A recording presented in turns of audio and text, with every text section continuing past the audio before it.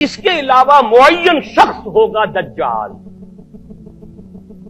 یہ معین شخص جو دجال ہوگا اس کے بارے میں بھی ایک تو بالکل متفق علیہ چیزیں ہیں. نمبر ایک کہ وہ شخص ہے، قطعی ہے، یقینی ہے، اس کا حلیہ بھی حضور صلی اللہ علیہ وسلم نے احادیث کے اندر بیان کیا ہے. دوسری بات یہ کہ اس کے ہاتھ میں قوانین قدرت، گویا کہ تسخیر کائنات گویا کہ نقطہ عروج کو پہنچ چکی ہے. تمام اختیارات الہی تقریباً اس کے ہاتھ میں آ چکے ہوں. جو بڑے سے بڑے معجزے اللہ تعالیٰ نے نبیوں کو دیے ہیں وہ معجزے کر کے دکھائے گا. وہ مردہ کو زندہ کرے گا،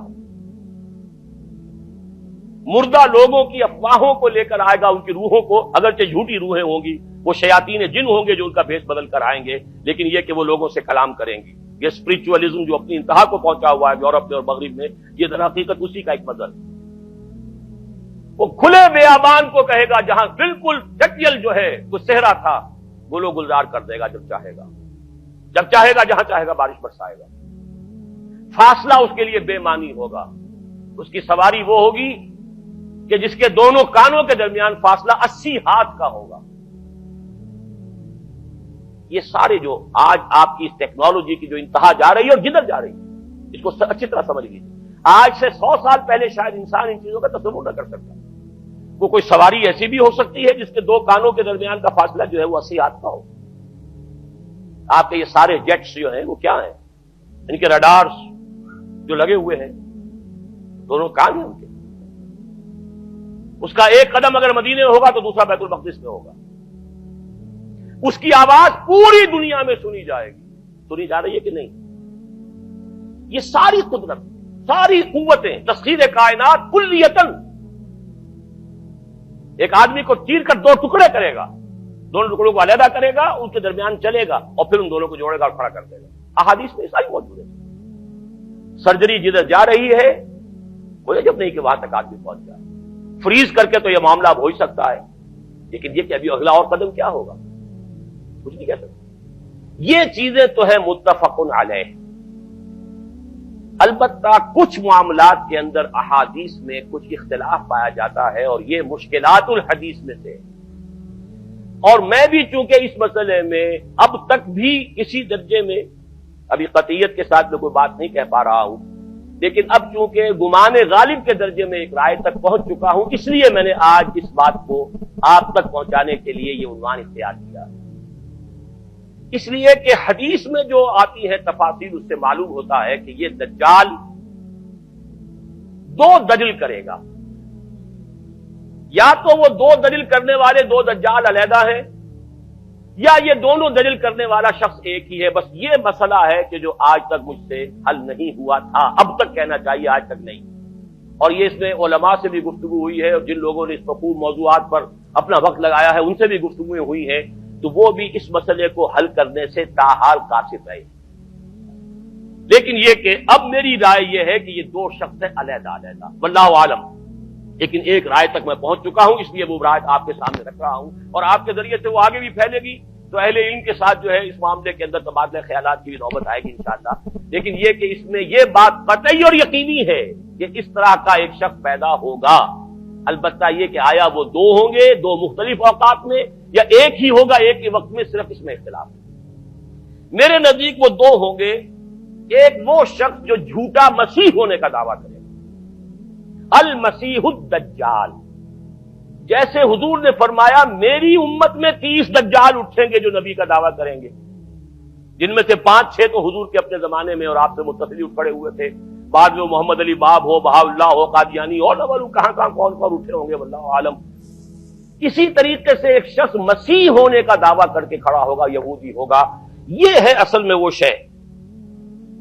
اور اس میں جو ان دونوں شخصیتوں کے مابین اگر کوئی ذرا سا اگر ابہام رہا ہے تو میں ایک حدیث بھی نوٹ کر کے لایا تھا، حضرت عبادہ ابن صامت رضی اللہ تعالی عنہ سے ہے، عن رسول اللہ ہے، انی حدثتکم عن الدجال حتی خشیت اللہ تعقلوا.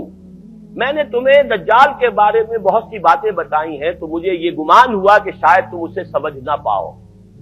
یہ اندیشہ خود حضور صلی اللہ علیہ وسلم کو ہوا ہے، اور یہ سنن ابی داؤد کی روایت ہے۔ بہرحال میں جو کچھ عرض کر رہا ہوں کہ میں اس رائے تک پہنچا ہوں کہ یہ دو علیحدہ شخصیتیں ہیں۔ ایک تو یہ ہے کہ ایک مسیح الدجال کھڑا ہوگا یہ ایک دعویٰ کر کے کہ میں مسیح ہوں، چونکہ اس کا زمانہ بالکل قریب آ چکا، اس لیے میں آپ کو اس کے بارے میں خبردار کر رہا ہوں۔ دوسرا جو مسیح جس کی شخصیت مسیح دجال کی آتی ہے، دجال اکبر، میں صرف اشارہ کروں گا، پھر کبھی انشاءاللہ اس موضوع پر تفصیل سے گفتگو ہوگی، وہ میرے نزدیک بالکل قریب قیامت کی ایک علامت ہے۔ جو خدائی کا دعویٰ کرے وہ جھوٹا خدا ہوگا، یہ جھوٹا مسیح ہوگا، المسیح الدجال۔ الدجال الاکبر وہ ہوگا کہ جو قیامت کے بالکل قریب کی تین نشانیاں ہیں، جبکہ وہ آ جائیں گی تو حدیث میں آتا ہے کہ اس کے بعد کسی شخص کے ایمان لانے کا، توبہ کرنے کا فائدہ نہیں ہوگا۔ ویسے تو علامات قیامت جو ہے ان میں سب سے پہلی میں نے بتایا تھا حضور کی بعثت خود علامات میں سے، اس کے بعد 10 علامتیں حضور نے گنوائی ہیں، اور وہ تدریجاً پوری ہوتی چلی جائیں گی۔ آخری علامات کے لیے حدیث سن لیجیے، عن ابی ہریرہ رضی اللہ تعالی عنہ قال قال رسول اللہ صلی اللہ علیہ وسلم ثلاث اذا خرجنا لا ينفع نفسا ایمانا لم تكن آمنت من قبل او کسبت فی ایمانها خیرا، طلوع الشمس من المغرب وخروج الدجال ودابۃ الارض۔ تین نشانیاں وہ ہیں کہ جب وہ ظاہر ہو جائیں گی تو پھر کسی کا ایمان لانا مفید نہیں ہوگا جو پہلے ایمان نہیں لایا تھا، یا جس نے اس سے قبل اپنے ایمان میں کچھ اعمال صالحہ کی کمائی نہیں کی تھی، یعنی گویا کہ توبہ کا دروازہ بند ہو جائے گا۔ جیسے جب موت کے آثار شروع ہو جاتے ہیں تو توبہ کا دروازہ انسان کے لیے بند، اب جب موت کے آثار شروع ہو گئے اب توبہ کرنا فائدہ نہیں، اس سے پہلے توبہ کا دروازہ کھلا ہوا، معلوم یغرغر، جبکہ وہ موت کے آثار شروع ہو جاتے ہیں، گھنگرو بولنا شروع ہو جاتا ہے، معلوم ہوتا ہے کہ اب جا رہا ہے، اب توبہ بیکار۔ اسی طریقے سے پوری نوع انسانی کے لیے توبہ کا دروازہ بند ہوگا ایک وقت میں آ کر کہ اب کسی کے لیے توبہ نہیں، ایمان نہیں، اور اس کے لیے تین علامتیں بیان ہوئی ہیں، یہ بھی مسلم شریف کی روایت ہے۔ آپ نے فرمایا تین چیزیں وہ ہیں کہ جب وہ ظاہر ہو گئیں تو پھر کسی کا ایمان لانا جو اس سے پہلے ایمان نہیں لایا تھا، اور اپنے ایمان میں اس نے کچھ اعمال صالحہ کی کمائی نہیں کی تھی، اب قتل مفید نہیں ہوگا اس کے لیے ایمان لانا۔ وہ تین نشانیاں ہیں، طلوع الشمس من المغرب، سورج مغرب سے طلوع ہوگا، نظام شمسی میں کوئی اختلال ایسا ہوگا کہ جس سے سورج بجائے مغرب سے نکلے گا، وہ خروج الدجال ودابۃ الارض، ایک زمین سے کوئی چوپایا برآمد ہوگا، بعض احادیث میں آتا ہے کہ مروہ کے قریب سے وہ برآمد ہوگا جو گفتگو کرے گا انسانوں سے، یہ بالکل خرق عادت، یعنی وہ چیزیں کہ جن کا کوئی تعلق اب اسباب جو ہے دنیا کے ان سے کوئی تعلق نہیں ہے، کوئی فزیکل لا سے تعلق نہیں ہے، وہ بالکل معجزے ہوں گے، خرق عادت ہوگا۔ اور خروج دجال، وہ دجال جو خدائی کا دعویٰ کرے گا، اور حدیث میں آتا ہے کہ بہت کم لوگ ہوں گے کہ جو اس کے سامنے رک سکیں گے، اکثر و بیشتر جو کمزور ایمان والے لوگ ہوں گے وہ اسے خدا تسلیم کر کے اس کی پرستش شروع کر دیں۔ میرے نزدیک یہ آخری چھلنی ہوگی جو لگائی جائے گی اہل ایمان